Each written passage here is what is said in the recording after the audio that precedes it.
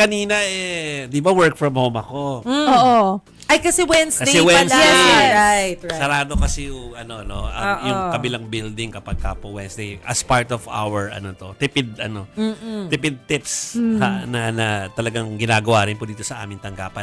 Newsroom lang ang bukas. Yes. Diba? So, yung newsroom, so dyan din nag-office yung mga bossing natin kanina. Pero at the same time, dyan din tumambay ang mga naggagandahang mga dilag. Ay, hindi ko nakita yun. Hindi ko rin nakita Ang tagal nila dyan. Hindi ko nakita.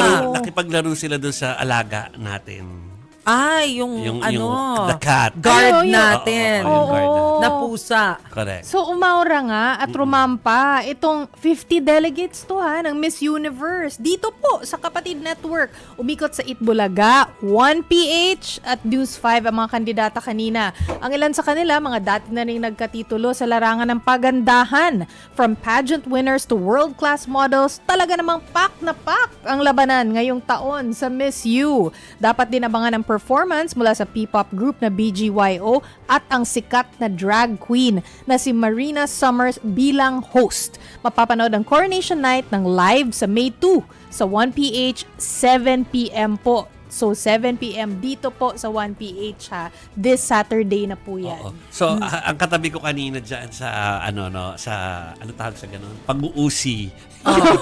Ay si Edson Guido. Ba? Kasi naman niya mahilig talaga siya sa paano siya aficionado ng Miss Universe? ng pageant. Talaga? Analyze niya rin yan. Iniisip ko, paano yung pag-scoring? Ini-stats niya rin? Pinag-uusapan nila ni Patrick yan kanina paano yung mga scoring. So yung mga kalalakihan natin dyan sa babae, sila? Scientific ang kanilang discussion. Tungkol sa beauty pageant. Correct. So, Then napansin lang ako. probabilities ito. Dahil sila habang nag-uusap yung mga mga kasama nating lalaki dyan sa tabi ko, ako ay nag-uusi. At ang nausi ko ay naghanda kasi ng buffet ang ating stasyon para sa mga bisita natin. Hala, 50. kakain ba sila ng buffet? Walang kumain. Ayun na nga ba sinasabi ko. Kasi coronation night na sa Siyempre, Sabado. kailangan sila. Oo, walang kumain. So, alam niyo na kung sino kumain. Sana in-invite mo Ikaw! kami. Hindi mo Willing namin kami ni natutunan. Chiki na kumain ng buffet. Hindi naman kami kasali sa coronation night. Kumain ako. Masaya naman tayo. Si Jason, Oh. sino pa ba? Si Roy. Ayan. Parang naisip ko, hala, hinandaan nyo pa talaga ng buffet. Hindi ba puro mga celery lang ang kinakain nila pag malapit na ang beauty pageant? Pati tubig nga, bawas eh. Na may cream. Kakain ba sila?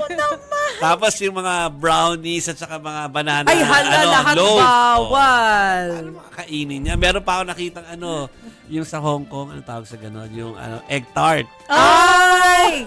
So, Sarap. Sarap ka, makakain ka. Diyos ko. Diba? Kung ako in-invite mo, kakain ako. Tama. So, yun ang napansin ko. Parang hindi ko alam, pero parang hindi naman sila yung tipong nakakaawa naman. Hindi sila kumakain. Yes. Parang talaga sila. Parang feeling ko that's part of their preparation. Poised So, na poised. medyo humanga ako ng Glamorous. konti. Nakakahanga po yun kasi ako pag tumabi ako sa gano'n, imposible hindi ako kukuha ng plato. Diba? Oo. Discipline. Yes. Isang malupit na disiplina ang kailangan. Kaya never natin pinangarap na maging beauty queen. Kaya never po talaga ako sumali sa Miss Universe. Una sa lahat, Grabe. kulang ako sa height. Hindi pa na pwede. So, sa remind natin, sa Sabado na to, after po ng broadcast ni Chiki, dire-diretso sa kanila na ng live yon. Nakapid ng live. Ano po?